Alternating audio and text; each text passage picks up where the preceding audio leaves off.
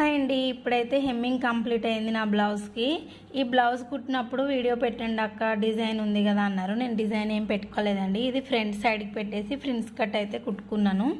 అంటే ఇంత చిన్న నెక్ అనేది మనకి బ్యాక్ సైడ్ బాగోదు. ఇంకా హ్యాండ్స్కి వచ్చేసి పైపింగ్ వేసుకున్నానండి.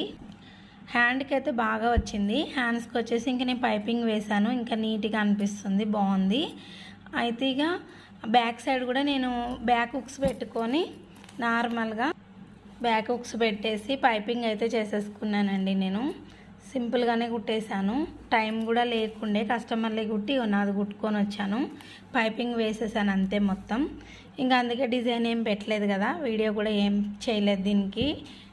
మనం ఎప్పుడు కూడా ఇంతే అవుతూ ఉంటుందండి.